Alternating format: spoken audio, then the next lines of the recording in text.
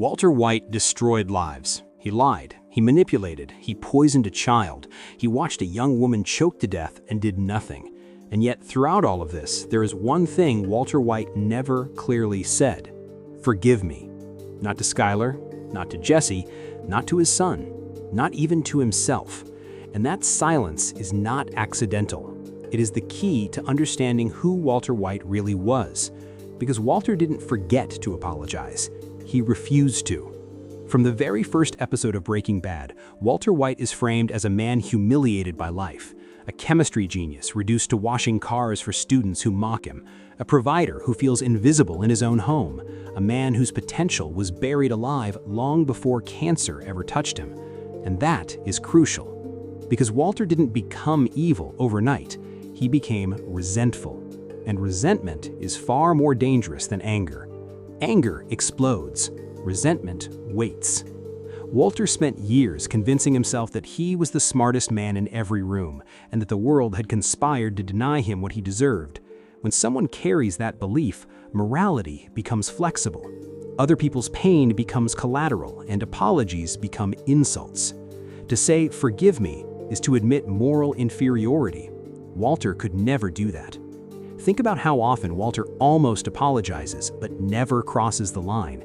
He hesitates, he softens his voice, he pauses, then he pivots. He explains, he rationalizes, he rewrites reality, because explanation keeps him superior. Apology makes him equal, and Walter White refused equality. With Skyler, this pattern is painfully clear. Skyler was not just Walter's wife, she was a witness. She saw through the lies before anyone else, and that terrified him. Not because she might leave, but because she saw him clearly. Every time Skyler confronts Walter, he doesn't respond with remorse, he responds with control. "I am the one who knocks." That line wasn't about protection, it was about dominance. Skyler didn't need a king, she needed a partner who could say, "I'm sorry." But saying "forgive me" to Skyler would mean acknowledging that everything, the fear, the danger, the trauma, was unnecessary. That he chose this life not out of love, but out of pride. Walter couldn't face that truth. So instead, he made Skyler an accomplice.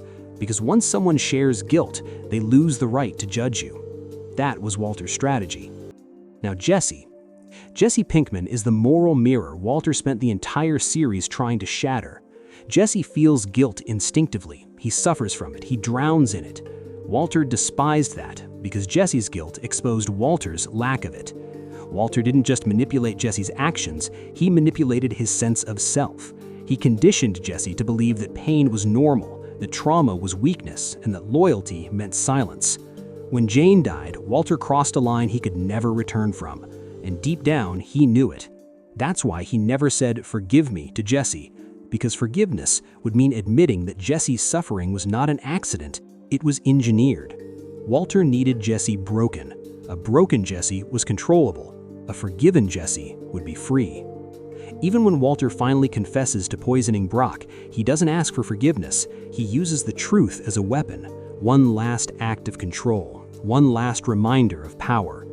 And then there is Walter Jr. The cruel irony is that Walter's son represents everything Walter claimed to fight for and everything he failed to protect. Walter Jr. loved the idea of his father, not the reality, and Walter knew that.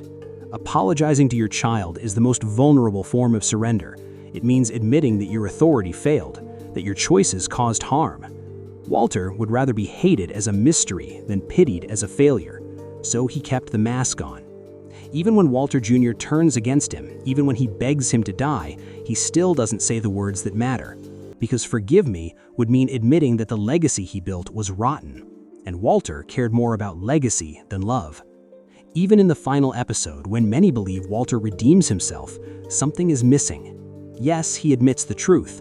"I did it for me. I liked it. I was good at it." I liked it. I was good at it. That line is praised for its honesty, but honesty is not the same as remorse. Confession without repentance is still selfish. Walter doesn't ask for forgiveness because he doesn't believe forgiveness is something he should need. In his worldview, greatness justifies damage. History remembers kings, not their victims. and Walter wanted to be remembered. That is the tragedy of Walter White. Not that he became a monster, but that he never saw becoming one as something that required forgiveness. He didn't want redemption, he wanted recognition. And that is why the words "forgive me" never left his mouth. Because if they did, Walter White would have had to accept that Walter wasn't a misunderstood hero. He was exactly what everyone feared he was. And Heisenberg could never survive that truth.